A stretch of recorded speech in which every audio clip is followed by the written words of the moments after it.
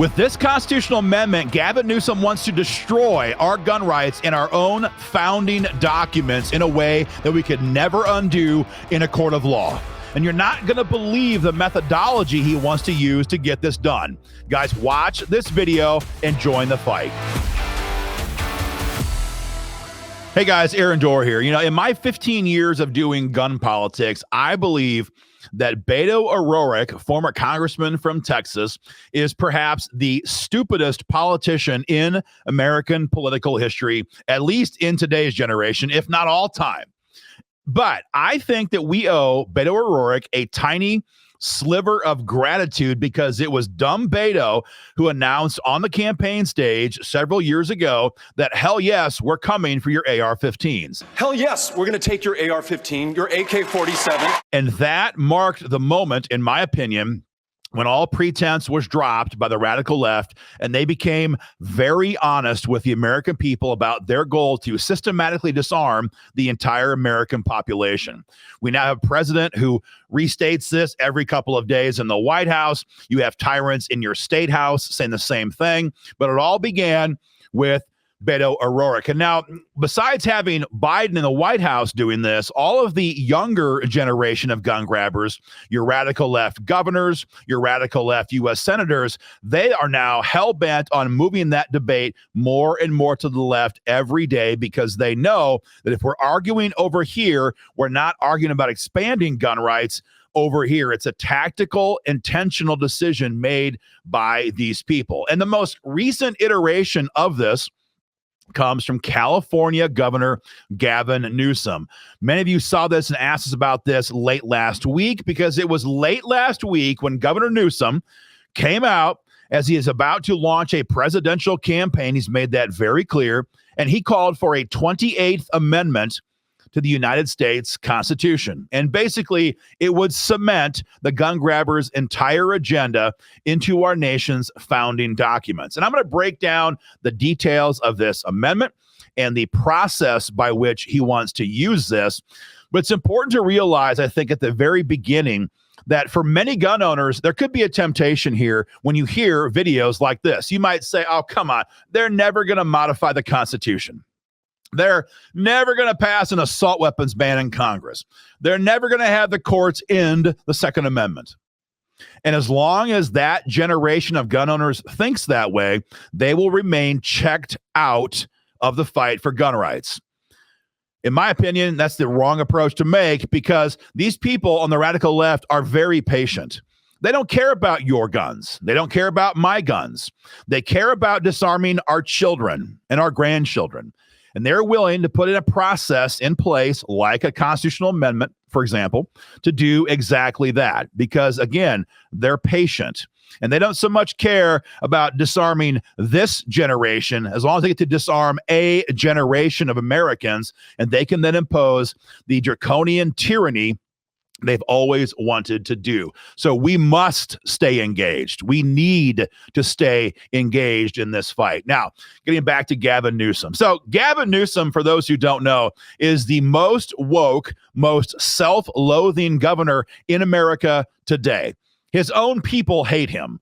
Newsom barely survived the recall election brought by his own people several years ago because of the way he treated them during COVID, the way he's allowed violent crime to go out of control, and the way he has, in general, destroyed California. But again, he's about to announce in some way down the road here a run for the White House. Maybe it's this year, maybe it's down the road, but the guy is obviously gearing up for this. And so to prove how progressive he is when it comes to gun control, he's called for this 28th Amendment. You see, Newsom is angry. It goes back to that self-loathing. He hates himself and he hates all of us because we have stopped the left from passing gun control right now through Congress. They cannot get their agenda, at least right now, and that fight is ongoing, so don't ignore that. At least right now, they cannot pass their gun control agenda in Congress. And after last year's Supreme Court decision on the Bruen decision, they all know they cannot pass gun control via the court process. In fact, right now, we are notching victories in court every other day in circuit courts all across the country. So they can't do it in Congress. They can't do it in court. And that's why Newsom has called for an amendment to our United States Constitution. His proposal has 4 primary tenets. Number 1, raise the age on when Americans can buy firearms from the current 18 to 21. So you can fight and be wounded or die for your country in the military when you're 18, when you're 19, when you're 20 in a foreign land. But don't you dare think, son, you have the right to come back to America and buy a Glock 9 to defend yourself until you're 21 years of age. The arrogance on this guy is limitless. Number 2, it's going to mandate universal background checks. We all know what this is. The government cannot confiscate what they cannot find. And private party sales of firearms means there's no federal database tracking that transaction. They want to end that in the Constitution of America. Number 3, waiting periods for all gun owners. Now, this is where you might be tempted to think, man, I don't care, Aaron. I've got an arsenal. I've got tons of firearms. Well, again, that might be. We're talking about the next generation. And if your granddaughter has to live through a mostly peaceful summer like we did in 2020, when radical left rioters burned, shot, and raped their way across America, your granddaughter might want to buy a firearm. And imagine her surprise and imagine her dread if this language were to pass and she has to wait 20 days, 30 days, 60 days to buy a firearm. That's what's at stake. And finally, of course, the big one for the radical left, this will ban all so-called assault weapons. AR-15s and hundreds of similar firearms would be banned in this country forever. So that's what he wants to do in the amendment. Now, they're going to leave the current Second Amendment intact. That's his whole point, right? We're going to honor the legacy of the Second Amendment while having common sense approaches and solutions to our current gun violence problem. The guy lies so much, I have to air quote everything this fool says, right? So that's his policy objective. It would summarily destroy our gun rights in this country for forever. Now, interestingly, the process by which Newsom wants to amend the Constitution is very similar to the way that many well-meaning people in the gun rights community over the years past have proposed trying to protect our gun rights. You see, Newsom has, or anybody has, 2 ways to amend the Constitution. First is the congressional route. Both chambers of Congress would have to vote by a 2/3 majority to amend the Constitution. When that happens, it then goes to the states, and the states also need to vote to modify or amend the Constitution. When that happens, then it goes to the people. And Gavin Newsom knows right now there is no way to get that done in the current Congress. There's no chance of him doing that.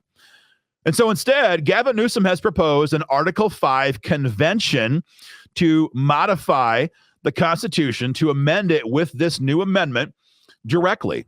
And again, the irony here is not lost on us. You see, for years, we have publicly opposed the Article 5 Convention of States madness, which, again, well-meaning people, and I want to stress that, well-meaning people are hoping to use that to stop the government from destroying our fundamental personal liberties like the Second Amendment.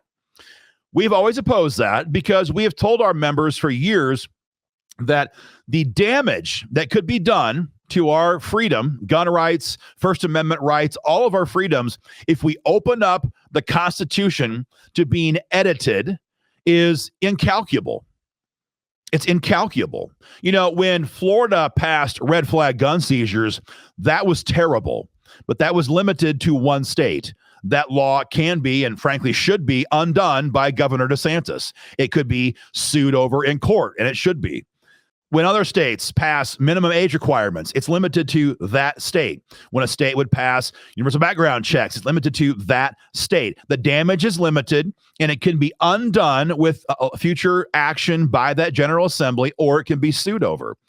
But if we open up our Constitution and we allow these radical leftists funded by George Soros directly to have a say in editing or amending our Constitution, the damage is not limited to a single state or a single region. It's not one issue like red flag laws. It is a comprehensive destruction of our gun rights that would affect every single person in this country. And the courts would have to uphold it because it would be in our founding documents. It'd be in our Constitution.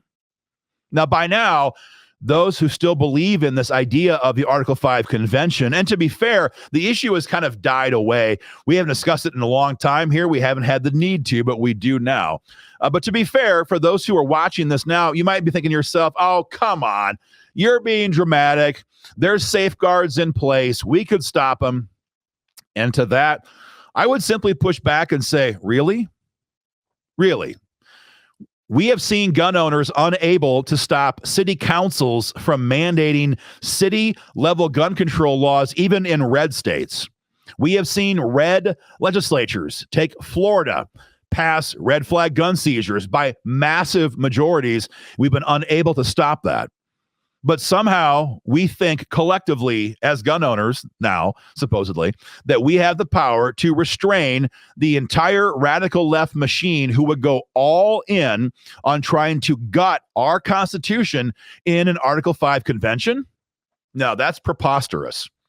That's preposterous. And we can have an academic debate about that, but with the stakes being what they are, there is no scenario where we should be okay with an Article 5 convention of states. And again, it's not just well-meaning people on our side now who are calling for this. The radical left, like Gavin Newsom, is calling for this because they want to cement gun control in our national charter. The Planned Parenthood, the pro-abortion space, is also calling for similar action to cement the right to kill unborn babies in our national charter. You see, the radical left knows if they can crack this thing open even this much, they can blow it wide open and pass their entire social agenda in our Constitution. And folks, if they do that, our country will burn to the ground. Make no mistake. So, in the meantime, stay involved in this fight. We'll keep you guys informed. Hit the link below, become a member of the organization today, and make sure that we're doing all we can to take our place on freedom's wall to hold the line for our kids and grandkids like our forefathers did for us. Guys, share our video far and wide. We'll keep you informed as always, and stay free.